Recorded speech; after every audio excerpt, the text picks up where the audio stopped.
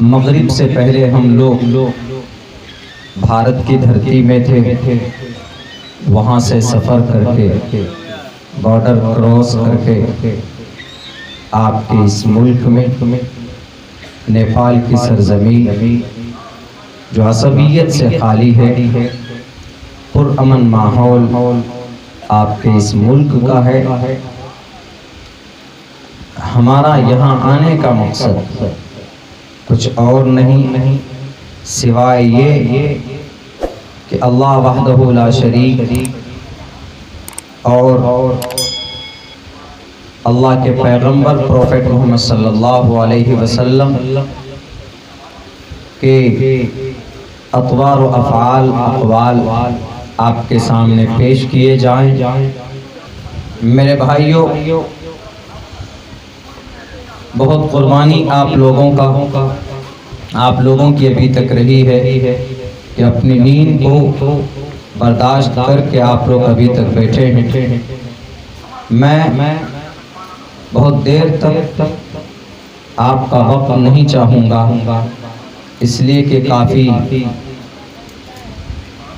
وقت کافی ہو چکا ہے۔ مختصر انداز میں ایک پیغام اور ایک اعتراض کا جواب دینا چاہوں گا۔ بہت سے لوگ آج کی تاریخ میں ہم جس اللہ کو مانتے ہیں، محمد الرسول اللہ کی پیروی کرتے ہیں،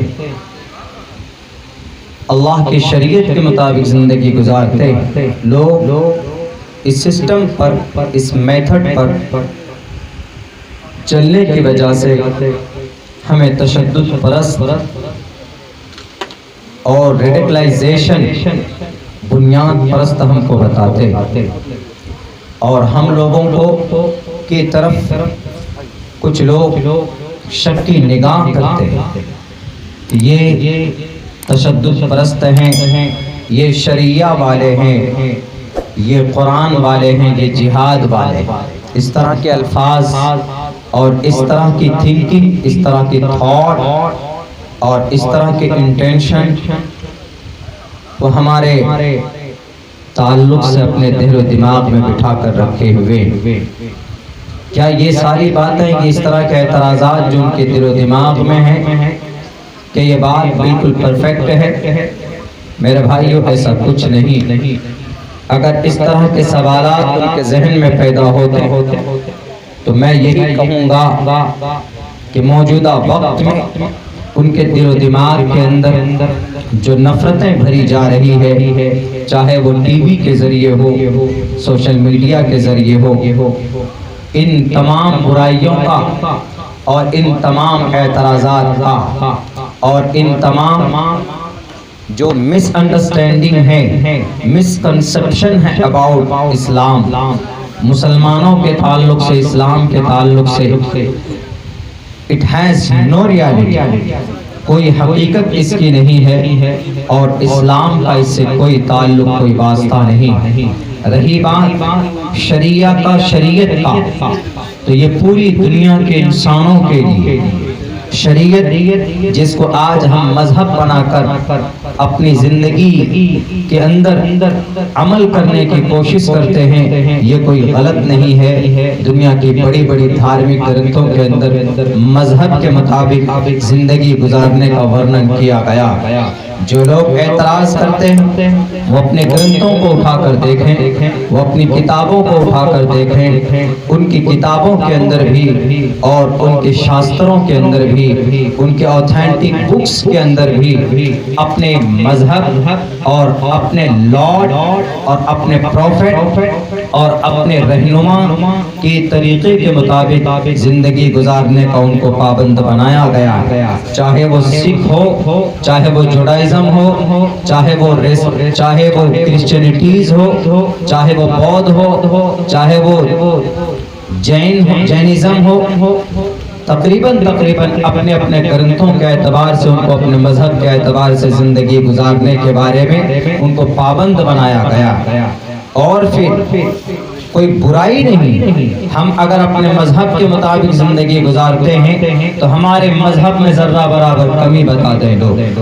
اسلام کے مطابق جو لوگ زندگی گزارتے ہیں اس کے اندر ذرہ برابر کوئی اگر غلط ہم اپنے مذہب پر زندگی گزارنے کی وجہ سے کسی کا کچھ غلط کرتے ہیں یا کسی کا کوئی نقصان ہوتا ہے تو وہ ہمیں انگلی پکڑ کر بتائے. ہم زندگی بھر کی غلامی دینے کے لیے اس کو تیار. لیکن بات پھر وہیں آ جاتی. اللہ تبارک و تعالیٰ نے تمام دنیا کے انسانوں کی بھلائی پروفیٹ محمد صلی اللہ علیہ وسلم کے ذریعے اور ان کے طریقے اور ان کی زندگی کے اندر رکھی. دیکھیں اپنی کتابوں کو اٹھا کر محمد الرسول اللہ صلی اللہ علیہ وسلم کو بڑے بڑے رائٹر کرسچن رائٹر نے The 100 Authentic بک کا رائٹر نے محمد الرسول اللہ کو جو مقام دیا ہے 100 مہاپرش انسانوں میں جو مقام محمد الرسول اللہ کو انہوں نے دیا وہ مقام اور وہ جگہ وہ مرتبہ کسی اور بڑے مہاپرش کو اور کسی بگیسٹ پرسنالٹی کو نہیں آج تک دیا گیا. The 100 ایک کرسچن رائٹر اپنی کتاب کے اندر محمد رسول اللہ کے بہت اچھے الفاظ اور القاب میں تعریف کرتے ہیں.